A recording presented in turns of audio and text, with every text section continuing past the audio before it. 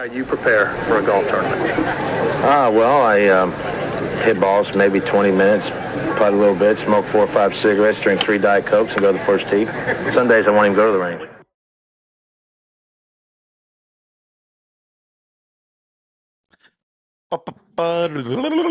One of those days, Thursday, September 5th, the Daily Puck Drop. I'm going to tell you right now, it's been one of those mornings already where you have to deal with stupid shit. Password resetting and updating payment plans on websites. God, I feel like Jim Moore right now. I'm just so over all that stuff. And the 15 different authentications you need to go through on stupid stuff. Good Lord. Hey, Adobe, make things easier, okay? Make it easier for idiots like me. It's the Thursday, September 5th edition. It's the NFL is back edition of the Daily Puck Drop. We are broadcasting, of course, from the Puck Sports Studios, which, of course, is maintained by the trusty company that is Limbach Lumber. Contractors, building season, get on it. Contractors, Limbach Lumber offers free deliveries from everything from the whole house package deals to a homeowner DIY projects. Also, they got the largest stock moldings in the Northwest. Old school service. They still keep all their stuff on paper. All their transactions and history, all on paper, not on computers. Still writing everything down. They've been doing it since 1930. You want a trustworthy, old school handshake approach to business, right? Like when we agreed to a deal, there was no contract signed. We didn't say, hey, you want to be a part of Puck Sports, which yeah. I didn't have them sign anything. You know what we did with Paul and Matt and Mark? It's a handshake. Deal. That was it. They're not going to back out on it. No one's going to back out on it. You know why? Because they are trustworthy and have been doing business since 1930. They know what a good handshake means. Give them a call. You're going to love them. Great quality stuff there at Limbach Lumber. 206-782-3487. Visit them online at limbachlumber.com. By the way, I need to pick up they've made a new sign for us. I got to pick up a new sign. I got to do that this week. Hey, Matt, if you're watching, I'm coming down.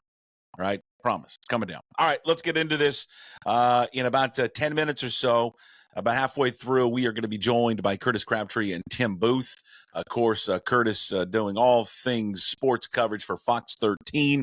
And Tim Booth, the extraordinary reporter there at the Associated Press. They're going to join me coming up to talk a little Seahawks, preview the start of the season, which gets underway Sunday against the hated Donkeys, which I just found out yesterday for some reason, not paying attention to the Broncos. Why would I be? Cody Barton starts at middle linebacker. Hey, no disrespect to Cody Barton. He's in the league. That's great. But Kenneth Walker is going to run for 200 yards. Okay? Run right at Cody Barton all game long. What if he's wearing – is there a chance Barton's wearing Mecklenburg's number? Or did they retire Mecklenburg's number? Because for me, everybody has the player they hate the most growing up, maybe as a kid. The 10-year-old in you, the 12-year-old in me. Like the 12-year-old sports fan is always in me. And so the 12-year-old sports fan despises and hates one player more than anything. And that one player is Carl Mecklenburg. I hate Carl Mecklenburg with a passion. And so is he wearing – was he 77? Yeah, of course he was. I don't think that they would allow him to wear that. They're Cody Barton. So those guys will join us to – I keep saying us – to preview the start of the season. And also to tease, on Monday, they'll be joining us when we go live. And again, I'm going to stress it, and hopefully it all works out, fingers crossed.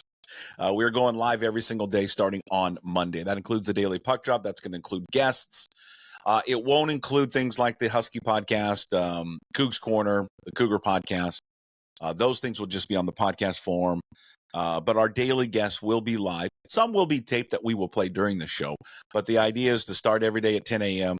and go to 11:30. Probably will go a little bit longer. But again, all that stuff will be available as soon as possible. I'm hoping to get all that stuff uploaded and out to you if you like to, digest it how you've been digesting it for the last 5-6 months. All will be up at 1 o'clock. But we're going to go live. It'll be on X, Twitter, whatever you want to call it, and YouTube. We will have the ability to listen to it on your phone. An app is being built and should be finished hopefully soon.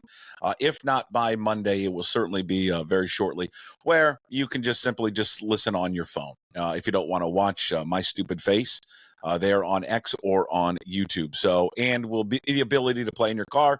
It will be on Apple CarPlay, so you'll be able to listen to it as you go. Basically, essentially, it is a one-stop sports radio station. All right. And we will be coming to you live at 10 a.m. Jim Moore will be back there on Monday. We'll have the Seahawks Roundtable.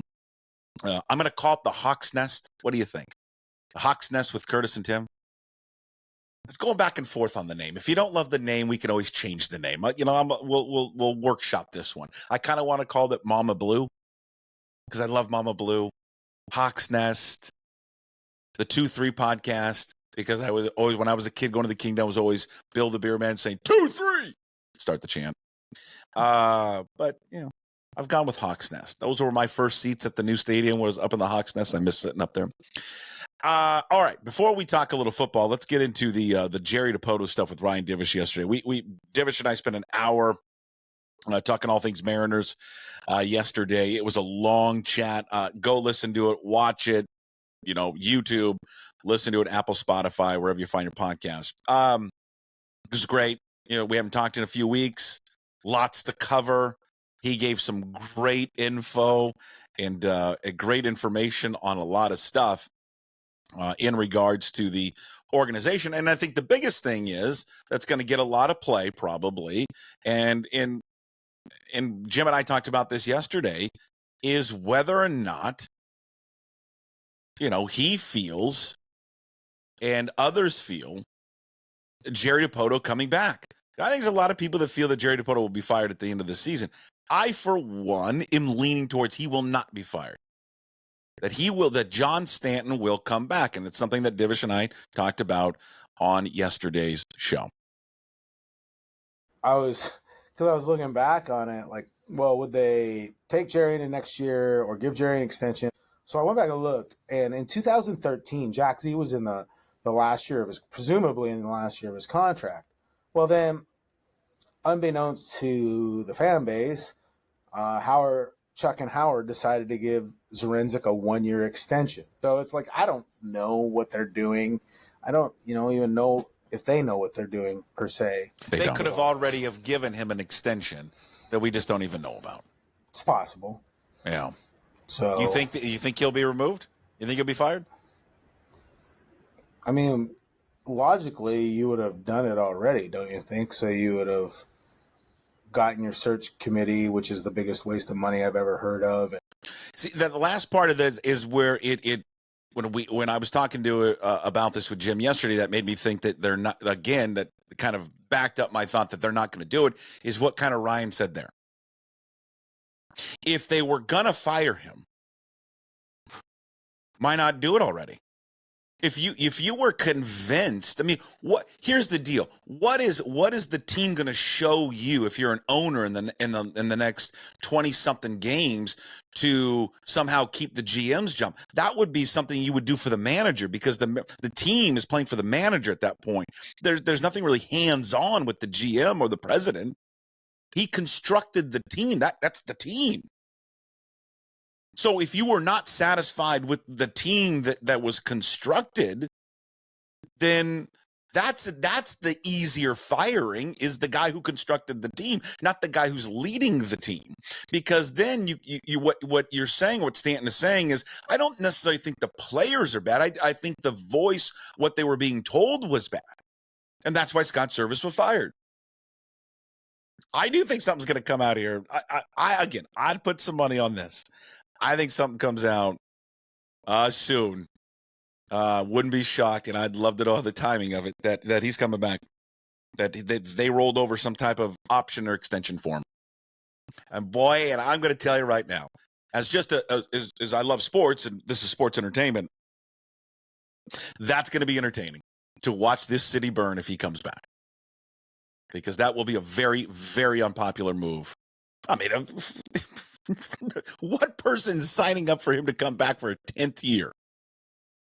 The other thing that Divish, and it was a nugget yesterday from the show with Divish, was just the awful handling of how they fired Scott Service, just an embarrassment on so many different levels. How they fired him, it's absolutely embarrassing. The fact is that Ken Rosenthal breaks the story that Scott Service finds out on a ticker, on a tweet update or a notification. It's embarrassing, and it led to like, well, who leaked it? Like, there's a very few people that know that you're going to fire him, right? Stanton, Larson, Jerry Dipoto, Justin Hollander. That's probably about it, right? So we talked about that. Who was and what was the thinking, or who leaked it to Rosenthal? I just assumed that the leak was Jerry Dipoto. I don't think Jerry was the leak, from what I gathered. Well, but I think whoever it was, the theory that I'm getting from sources in MLB and even in the org is that it's like that it was one of the ownership groups that leaked it to Ken. So, but I mean, again, then there's two people then. That's either because there's only, I would assume there's two prominent people, and that's John Stanton and Chris Larson. I mean, they're the two most Chris Larson prominent. is literally like lives under a rock, or could be down on Ballard Ave or downtown as a hobo. So I don't know, because that's what he looks like, and no one ever sees him. So it's John Stanton then. And then I'm not saying you're saying that. I'm just saying I'm going to say that. Then it just but it was bad. Like that whole thing, like it made them look bad anyways. And so again, if what he's alluding to, and I'll say, and I'll just speak for Ryan, if it's John Stanton who then leaked it to Ken Rosenthal before they freaking told the guy they're going to fire, it just illustrates if my theory or my read on the situation is right. It just tells you how embarrassing that this organization is, how dysfunctional it is. That this guy is going out running his mouth to a national reporter before his GM, before he was even able to speak to his manager, Scott Service. It's just it's a joke. It's just an absolute joke. A laughing stock. I know what happened yesterday. Is there hope? Sure. I guess there's always going to be hope. And I'm sure there's somebody that watched that game yesterday and you got a little bit of hope. Oh my God, maybe we could do it. Dan Wilson's talking about it. Oh my God, it's can they? But come on, man. There are 22 games left in the season. They're 5.5 back in the AL West. The Astros would have to collapse. Absolutely have to collapse. By the way, you can play red hot. This is the thing. What's going to happen? A buddy of mine said this to me. They're going to play great. They're going to play great here for the last 22 games of the season, and they're going to miss out by a game. And they're going to come and they're going to do the press conference if Dipoto comes back. And we talked about this yesterday. Oh, the future is bright. Emerson's coming. Cole Young's coming. Montez is coming. Oh, Harry Ford's coming. And God, we just were there. We didn't give up. Same stupid storylines that they do every single year. And they'll just miss out. They're 5.5 back of the Royals, but they're tied with the Tigers and the Red Sox. Too many teams to get over. The Houston wraps up a series with the Reds today. Hunter Brown, in fact, it will start as you are watching and listening to this. It's underway. Hunter Brown on the mound, and the Royals and Red Sox are off. The Tigers are in San Diego. So, it's again. It is it's amazing where they're at as an organization. It really is. It really just is amazing, because they, in 2 years,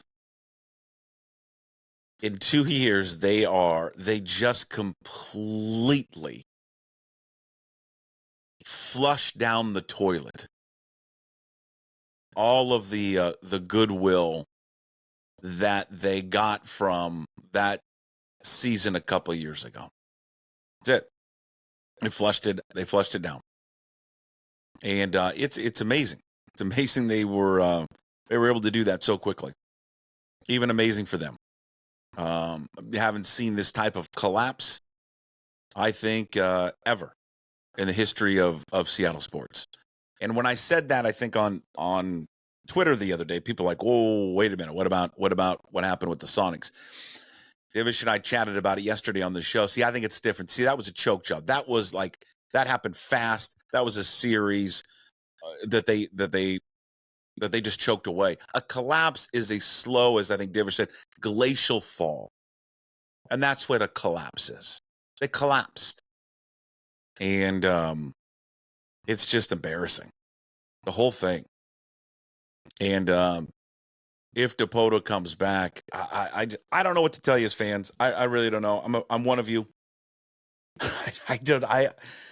I said it the other day. I just support the team with the name on the front, but my God, I don't know how we do it. I don't know how I did it Wednesday night. Last night. I don't know how I did it. Just sit there and watch that, and to know that the goalposts and everything always gets moved with this guy.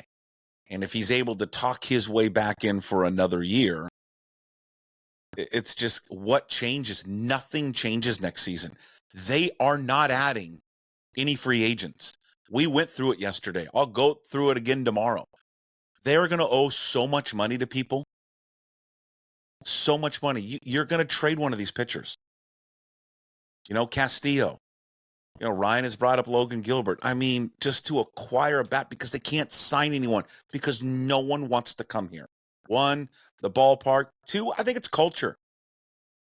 It's a culture and the way that this ownership acts. And I think the way that the way that Jerry Dipoto handles himself. I don't think he's well liked. I don't think he's well liked across baseball by agents. I don't think he's well liked by players. And and Stanton has got to recognize that and make the call. Flip side of it is I'm not confident John Stanton can make the right hire. So we'll see. All right. Real quickly, before we move on, talk a little NFL with Curtis Crabtree and Tim Booth. Real quick on the Oakland Coliseum. Last game the Mariners will ever play in the Oakland Coliseum. Sad. Junior's there taking pictures. That was where his first hit was. The Brian Wu gets the start. That's fitting because he grew up 2 miles from there. I think as Seattle fans, Sonic fans, I think can sympathize a little bit with the A's and their fans. They're small. They're passionate. I think one of the most passionate fan bases that were around. And people didn't show up because the owner didn't give them any reason to show up. It was a terrible stadium. But I just feel bad for them. And I feel bad for the whole situation there in Oakland. And I'm going to miss the drum and all that stuff and move up to Sacramento and see what happens there in Vegas. But I just think what's happened to that fan base in Oakland with the Raiders, now the Warriors to a degree, they go to San Francisco. It's just, I feel bad for them. I really do. Week 2 of college football. Real quick to promote. Puck the Huskies podcast with Elise Woodward and Jordan Reffett is now up. Okay. We discussed the week 1 issues because there were some. Jordan shares, at least a red flag he sees right now with the defense a little bit, and Elise talks about drinking. So really, we cover it all with Puck the Huskies podcast brought to you by Georgetown Brewery. Also, the Old Crimson is up with Jim Moore and Paul Sorensen talking about the Cougs week 1 victory against Portland State, looking ahead to Texas Tech. Please go watch that. Also, Cougs Corner. We do it every week, brought to you by the Flat Stick Pub and the Cougar Collective. We talk to either Jake Dickert, one of his coaches, or a player. This week we talked to John Mateer. And it's a great interview. I'm going to pat myself on the back, but I'm going to pat John on the back. It's a fun interview, even if you're not a Cougar fan. He's honest. He's insightful. He talked about, when he was not given the job, how angry it made him when Cam Ward left, when they brought in competition, how that pissed him off. And I just thought it was refreshing to hear someone be honest. But he also said it was the best thing that happened because he learned about competition. So please go watch and listen to that. Last one, Friday Night Lights. High school football gets started here Thursday night. Then the rest of it gets started on Friday. Todd Millis, Scorebook Live, si.com/scorebook. Washington does a great job of covering high school football. We did an emergency podcast yesterday. It's up there on all the platforms, YouTube, Apple, Spotify. He revealed his top 10 overall football rankings for high school football, regardless of classification. It's up there right now. It's no one understands high school football better in this state than that guy. And he breaks down every team of the top 10, the teams that were just outside the top 10, looks ahead to what teams that will vie for the 4A, 3A titles. Please go listen and watch that if you are a high school football fan. All right, let's get to it. I've been putting you guys in the backstage for a while. I apologize. I was ranting about the Mariners, and I can't stop. It pisses me off. I'm sorry. Tim Booth, Associated Press, Curtis Crabtree, Fox 13. I get worked up. I don't know what happens to me. How are you guys? Shocking that you would get worked up about that. I do. It boils. Here's not only the Mariners boil my blood, Tim. Curtis, you'll appreciate this because you and I worked directly for years together. You know, it's the small things that piss me off more than anything. So I get up this morning and I'm trying to edit. I need to edit a piece of audio. So I need my Adobe Audition. Tim, you have no idea what this means. No clue right? whatsoever. Okay, and it says you got to update your payment plan. I'm like, all right, I update my payment plan, and then of course I've got to go through Curtis 15,000 authentications on the update of the payment plan. And I give up. I feel like Jim Moore. I'm done. I don't want to authenticate anymore. No more authentication. It's over. Yeah. I've been there with that Puckett world before. Going off, storming about the studio. I've experienced that before. Yeah, there's anger, Tim. That comes. It's a terrible point in your life when you actually feel like Jim Moore. You know what? Tim, as you bring that up, I think about it and I say, you're right. It is. If you are starting to say you feel like Jim Moore, that's terrible. All right, that's a terrible feeling. All right, so quickly, we're going to preview the Seahawks Broncos coming up on Sunday. I do want to announce, I think we've said this on social media, but Curtis and Tim are going to be with us on Mondays. Every Monday when we go live at 10:30-ish, depending if Jim goes long, to break down the Seahawks the Monday after of every Seahawks game. It's going to be brought to you by Georgetown Brewery. The best thing about being brought to you by Georgetown, Curtis doesn't drink, but we're going to now, because it's brought to you by Georgetown, we're going to force beer down his throat, Tim. Just take him down there and pin him down and just put his head under the spigot of the tap, and let's just go. Yeah. So for those yes, exactly right. So for those watching right now, not listening, Tim is in a hotel room. It looks like. So either the marriage is on the rocks or you're going on a work trip. I would happen to be in lovely Spokane at the palatial Fairfield Inn and Suites off of Division. There you go. This morning for some work stuff, but mostly just to rub it into you. I will be covering the Wazoo Texas Tech game on Saturday night. So God, that pisses me off. I can't make it because, of course, the Interbay Eagles, the fighting Interbay Eagles, which last check, a 3.5-point favorite over Everett coming up on Saturday afternoon. They've got a football game. So can I get a little action on that? You get a little action, sure. I mean, who doesn't want to bet on 11-year-old football? What's the total in that game? Total 11.5. Oh, I'm going to hammer the over on that one. Yeah. All right. So these guys are going to be joining us every Monday throughout the football season, breaking down the Seahawks, again, brought to you by Georgetown Brewery. They're the best in the biz. Tim's been doing it forever at the Associated Press, and Curtis, of course, a long time at KJR, now there at Fox 13. Curtis, let me start here first with you. You've been around the team, training camp, all that. It's a different style. It's probably weird not to see Pete Carroll anymore and the white gloves and throwing the football and all that expectations. But first, how about impressions of what Mike McDonald has been so far? Yeah, I think now that they've made the move with Pete Carroll, I think when you look back on it in retrospect, I think they needed to shake things up a little bit. I do think that that's something that they needed to set out to do, and I think from all indications we've had so far, it seems like it's gone pretty well. And I think there is a reason to have some expectations about this team this year. There's a couple areas of the team that, you have question marks about. But if they turn out, to be pretty solid in those areas, I think the ceiling for this team's fairly high. Because you do look at their skill position players, you do look at the pieces that they have on defense that are pretty solid, and there's a lot of upside to that group for sure, and particularly the offensive scheme we know from Ryan Grubb that worked with Washington last year, the defensive scheme from Mike McDonald. There's a lot of intrigue about what they're bringing into this team, and I'm pretty curious to see what it looks like come Sunday when they take the training wheels off and show a little bit more than what they've been doing so far. Tim, what do you think? I mean, coming out of, everything that I have seen, read from you guys, watched videos, I think the latest being Jaron Reed. You've heard other players talk about it, even past players, Richard Sherman, about this. Like, it feels like this old school approach to football has kind of come back within the Seahawks organization. Can you get a sense of that is exactly kind of what has transpired? Yeah, I mean, you only had to watch a little bit of training camp to realize how different it was than sort of the last few years of Pete in terms of, Pete always talked about competition, and that was always at the basis of everything that he wanted to do within his program.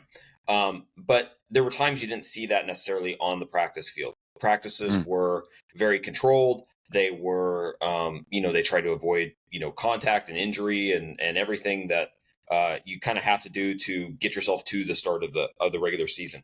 Mike McDonald kind of said to hell with that. And it was a very physical training camp. Like, those guys had the pads on, they were hitting, they weren't necessarily, tackling to the ground or anything, but the idea of guys hitting each other, guys kind of pushing back and forth, getting into little, dust ups here and there. I don't want to say it was encouraged, but it certainly wasn't discouraged in the process. They wanted it to be a testy training camp where there was a level of physicalness that was brought back into it. Because I don't think there was a reputation that the Seahawks had gotten a little soft, but, kind of some of the impressions of how they played, especially on defense the last couple of years, certainly you could draw that conclusion that it was not the same hard-nosed physical team that Pete had earlier in his career. So I think some of that has been brought back with the way this training camp was run. It was a grind of a training camp, especially the first 3 weeks. The concern with that is, have you worn guys out too soon going into the season? But I am very curious to see how that translates, because you're right. Guys have talked about how cool it is, not cool, but how much it is sort of a return to the way it used to be, with the way this camp was run and the way they approached things leading into the season. Curtis, one person I'm really fascinated to see, and I think there's been a few times he's been in front of the camera, and I know you guys have talked to him, but the influence of Leslie Frazier. I'm just really interested of how Leslie Frazier is going to kind of guide Mike McDonald through his first season, and what impact with having a veteran like that. I mean, it's a good football coach that Mike McDonald has got right now to his right that he can lean on when things come up that he's just not going to be prepared for, because he's never been in the position to be a head coach yet. Yeah, I think it's good to have Leslie there, just because, if nothing else, like, everything ends up on the head coach's desk at the end of the day, right? When he was just being a defensive coordinator, he could just worry about calling the plays on defense, running the defensive side of the ball. And now, all of a sudden there's this little thing from this department that ends up on your desk for one little thing. And then, just all of a sudden he's not used to having to be in that seat, in that role. And just to have that little bit of a reassurance, a little bit of a helping hand on some of those aspects of, team management that are going to be there that Leslie Frazier has been through before, from his time as a head coach with the Vikings and all the time as defensive coordinator he's had since. So he's been in those shoes. He knows what that's like. And that's certainly going to be a very good resource for him to have there. And just to kind of echo back on Tim's last comments there too, like, remember the first year when Pete Carroll and Josh Schneider came in, like, they had 250 something roster moves during the year, and it felt like there was the seats weren't super comfortable for everybody. It was get on board, you're not going to be here sort of thing. I think things have gotten a little comfortable for guys the last couple of years, just in general, and the change, it feels like things are a little bit more edgy, which is not a bad thing to have with football, to kind of propel yourselves forward a little bit. And I think that's kind of another reason why I think that they are where they are right now. It kind of felt like, Tim, you brought up earlier, the whole, the Pete Carroll mantra was always competition, right? Compete, compete, compete. But it always just kind of felt like it was just a saying. There really wasn't, once you got on the field and you talked about it, that there wasn't really that competition. Feels like Mike McDonald doesn't use that, right? It's famous. He's taking down all the signs, the pictures, and all that kind of stuff, which, but the competition element of it was, no, there's going to be competition. And those fights that happened early in training camp, I think he loved it. Maybe he didn't encourage it, but I loved it. And his reaction afterwards, the fact that he didn't even get mad at DK Metcalf, at least publicly, he didn't. He didn't publicly get mad at him all. In fact, I remember he praised him. He praised him because DK talked to the team afterwards. I mean, he hit a guy in the face. With a helmet. He punched with a helmet. I mean, think about that for a second. I mean, I do think that was downplayed just a little bit. I mean, had he connected, who was it? Who was it? The safety? Who was it? Was it Rayshawn? It was Trey Brown who was Trey Brown. at. And he swung his helmet, and I think it hit Kayvon Wallace, if I remember. Kayvon Wallace, that's right. If I remember correctly. I mean, there is the difference between like that and like Myles Garrett and Rudolph. I mean, one, it's two different. It's your teammate. Yeah, it's not in a game, and no one saw it. But I mean, like that was a pretty egregious thing that happened. It was live on NFL Network. That's right. It was. That's right. It was live on NFL Network. All right, let's Curtis. Let me start here with you first, and then Tim piggyback up on that. DK Metcalf. I mean, what kind of year for DK Metcalf? Is it a prove it year for him? I mean, it looks like there could be some more opportunities for him in this offense, and how Ryan Grubb's going to use him, opposed to how Shane Waldron used him here in the past. But for DK, is this a year which he needs to be all on board, prove it on and off the field to see if they want to? I mean, look at all this money that's coming to wide receivers right now. Does he need to show something this year to prove to the organization that he needs to be paid like these other guys? Yeah, I think you probably want to see that next step and take things just a little bit further with him. Because, I mean, look, DK's had one of the most successful starts to a career for a wide receiver that you've seen in the NFL history. He's been very, very good for them in a lot of ways.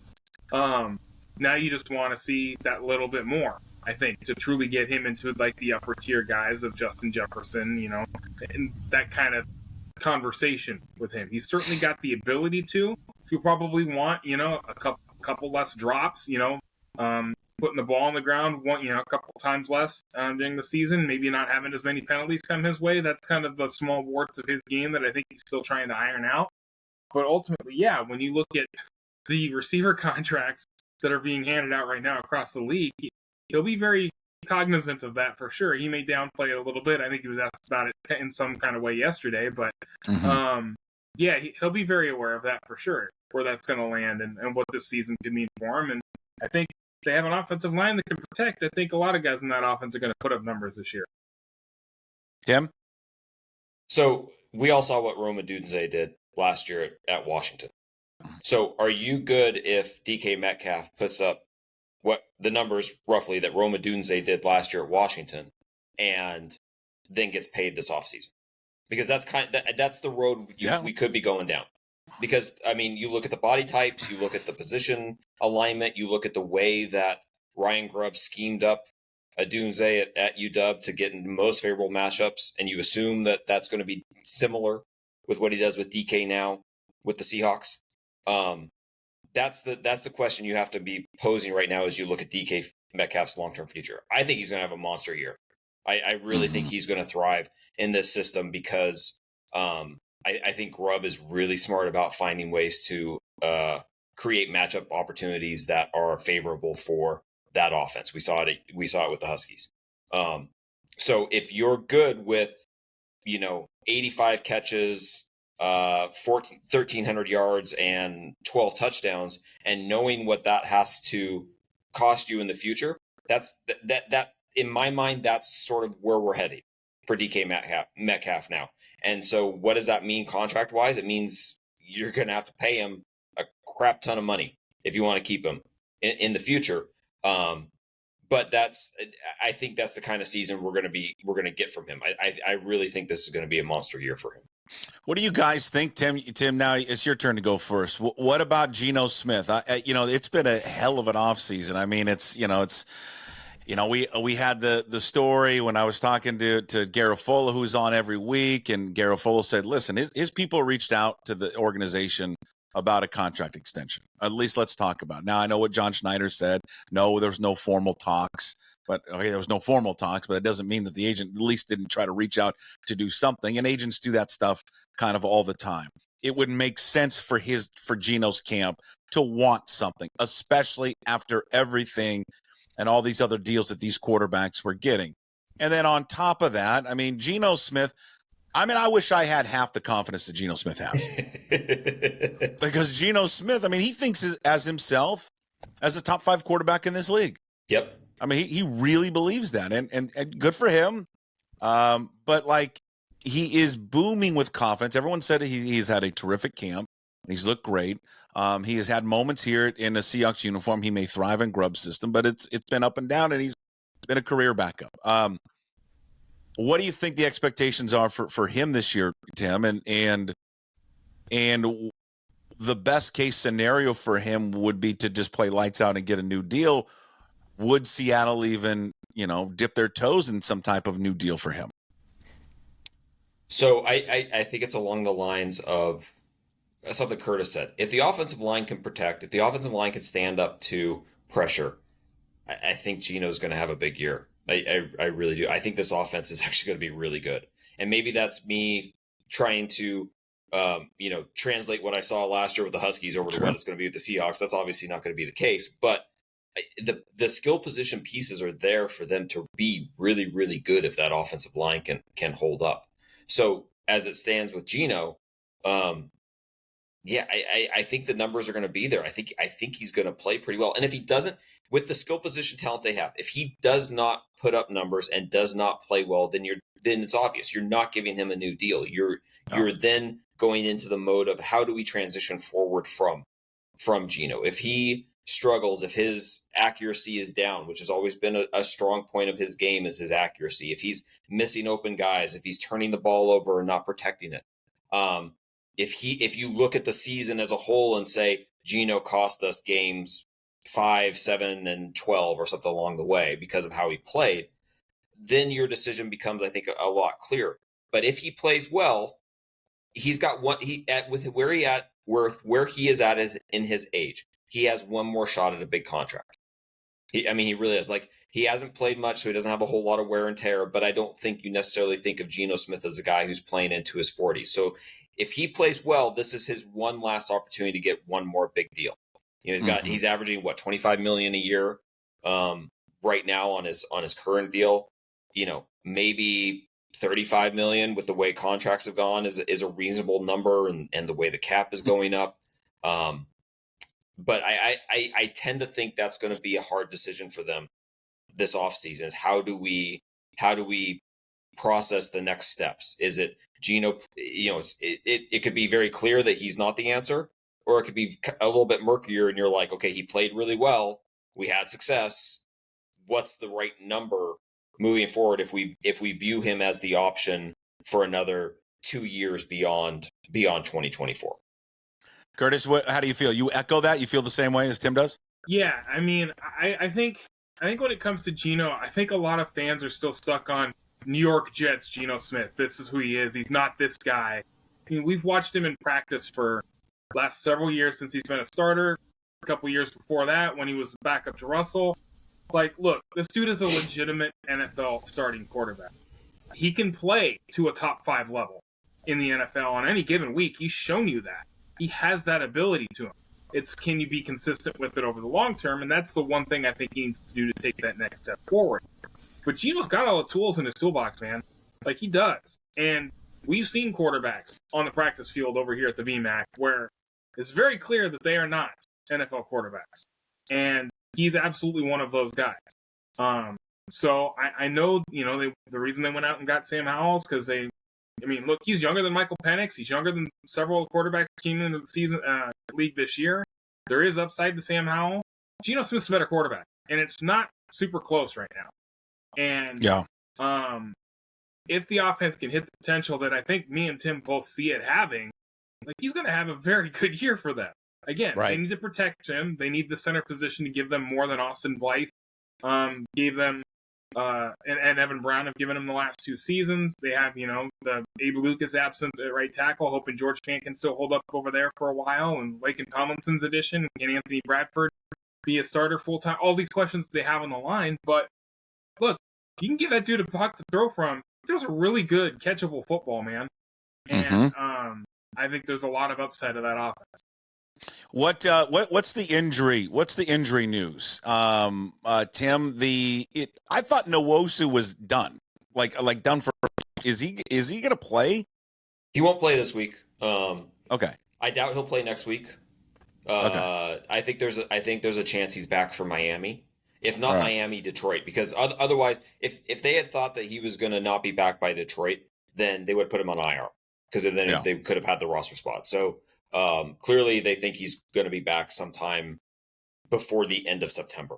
I would guess probably the Miami game. There's no need to rush him back to go chase around Jacoby Brissett next week in New England. Bring him back to try and make life hell for Tua and the Dolphins the week after. So that's my guess, is that it'll be week 3. Pharaoh Brown is the other kind of significant injury right now. He's got a foot issue that I think it popped up in Tennessee when they had the joint practices there. He, that seems like it's still a little ways away. Again, I don't think he's still out by the end of September. Otherwise, they would have used IR on him. But I don't think he'll be playing probably for a week or 2. What there was one more. Oh, Curtis, the situation at right guard. Do we expect Bradford to be the starter? Bradford's run with the ones pretty much throughout training camp, so until we see otherwise, I'm going to assume he's the starter at right guard. And then you have a guy in Christian Haynes that, if he gets his chance, he gets his chance when it comes along. But I think there's a lot to like with Bradford, too. I think he's kind of like the Bruno Giacomini personality, I think, on that line. He's a guy that's going to mess with stuff and bring that edge to his game, too, a little bit more. So I think that's kind of a good fit for his role. Hey, Tim. A little Anthony Bradford story really quick. Every day during training camp, Leslie Frazier, since we were talking about him earlier, would come over. He's a defensive coach. He should be over with the defensive guys. Leslie Frazier would come over every day and just kind of talk to him for like 2 minutes during training camp. And I asked Bradford about it one day, and he just said that they kind of had just during the offseason struck up a friendship, and that having a coach like that who's had the resume of Leslie Frazier come over and just say hi and say, I believe in you and we trust you or whatever, had instilled so much confidence in him going into this season and with the opportunity that he was going to have to, compete for a starting role. I just thought that was a cool thing that Leslie Frazier has that view. Like Mike McDonald is so hyper focused on the defense, and that's something he's going to have to learn, is how to take that bigger focus of having a view of the whole team, because he's such a good defensive coach.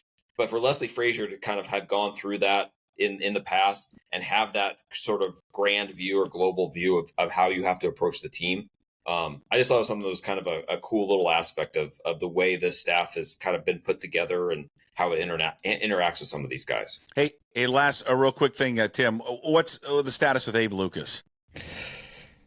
Good question, man. He's got a bad knee. Like, I've got a bad knee. I'm sure you've got a bad knee. He's got a messed up knee, and no one seems to want to talk about any procedures he's had done on it or the rehab that's been done.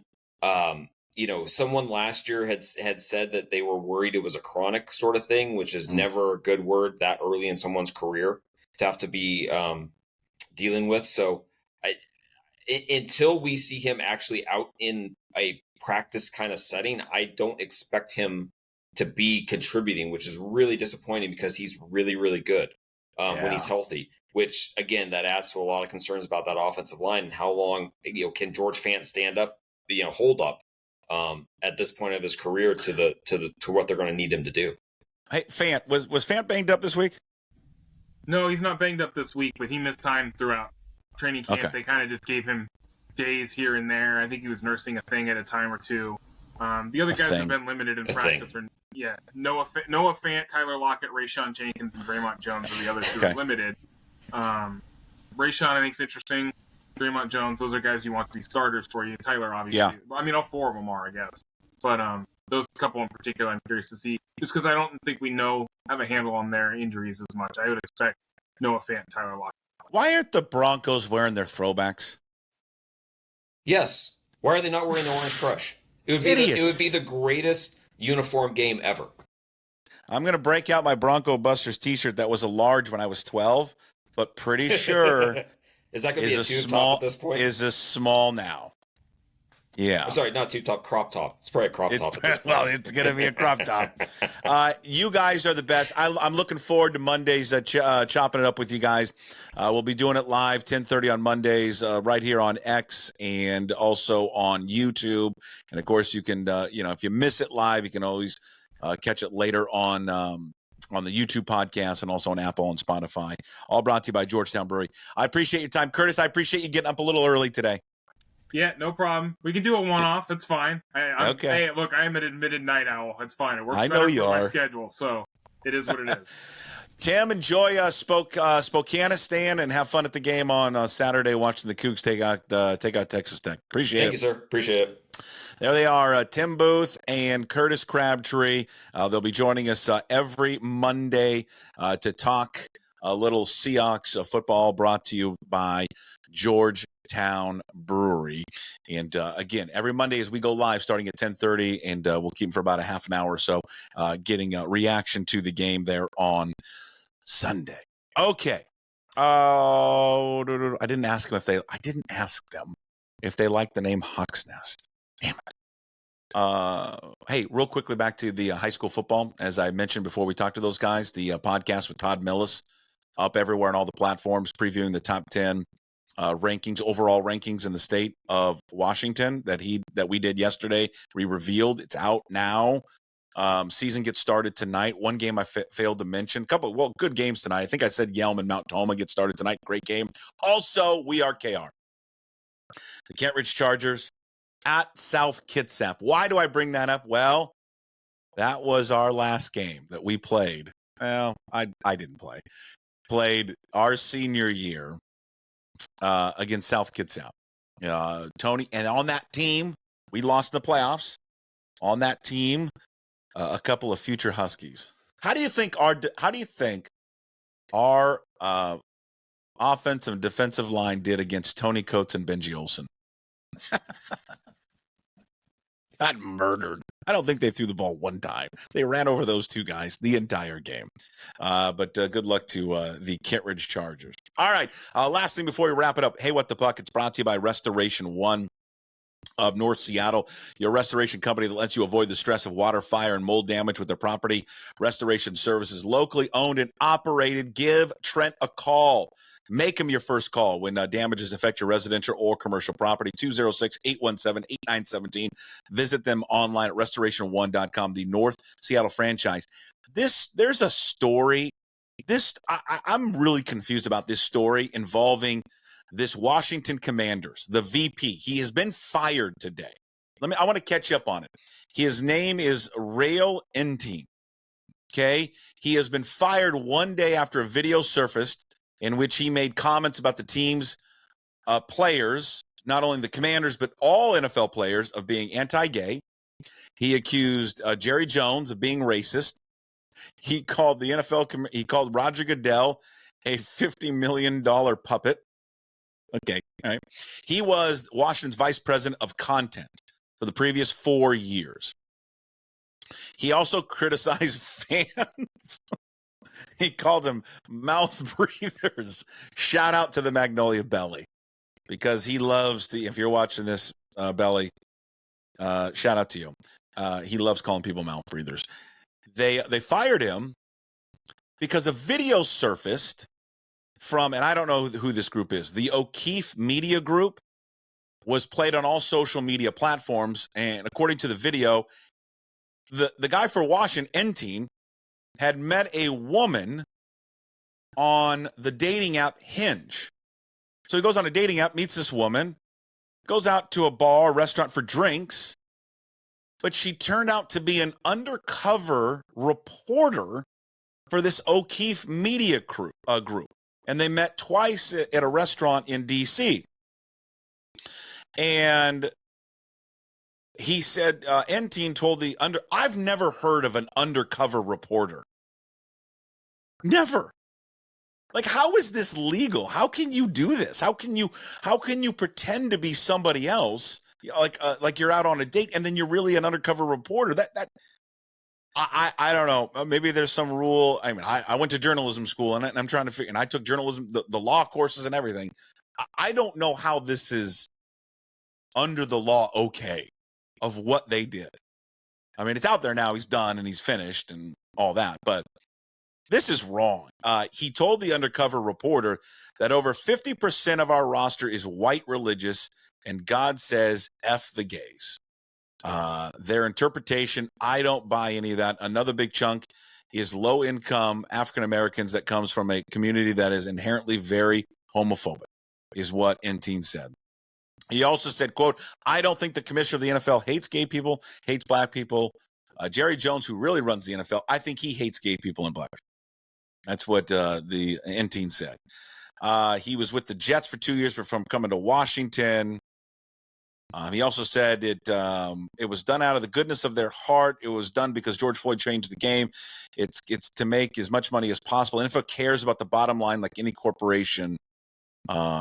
And above all else, he was calling basically the league's social justice initiatives performative. But I mean, there's some truth to that. I mean, it is a lot of grandstanding sometimes by these guys, right? There's a lot of truth to what he said in that video. Uncomfortable.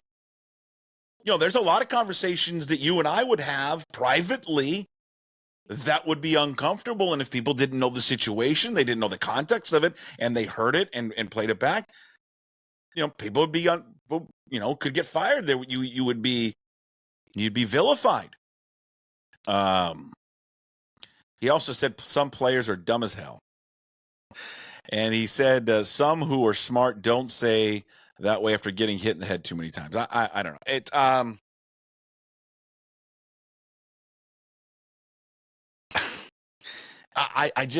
I've never heard of an undercover reporter. In my entire life, I've never heard of that. And if I'm him, hopefully there's some legal action, and I mean, he's not going to get back. I mean, here's the thing that I'm thinking. The number one thing I think he's fired for, like all the things that he said that came out. What do you think the number one thing is? Your opinion. Because my opinion is his comments about Roger Goodell and Jerry Jones. That's it. That's why he got fired. Nothing else. It's those two things. That's why he got fired. It came out publicly. He called Roger Goodell a $50 million puppet. We got not John Canzano, Mike Garafolo coming up today on the show. We'll ask him about this. This is going to be a juicy one. But the Commanders fired him today. We'll talk to Garafolo today on the show. Also, Rob Staten is back. I haven't talked to him in a while. Seahawks draft blog. Get his thoughts on the upcoming Seahawks season. But that is Hey What the Puck. It's brought to you by Restoration One in North Seattle. Your restoration company. Make them your first call when damages affect your residential or commercial property. 206-817-8917. That story literally was the definition of Hey What the Puck. Visit them online at restoration1.com, the North Seattle franchise. That is a Thursday edition of the Daily Puck Drop. Again, find it everywhere. YouTube, Apple, Spotify. Again, starting Monday, 10 a.m. It goes live on Twitter, Puck2040. It also goes live on YouTube at Puck Sports.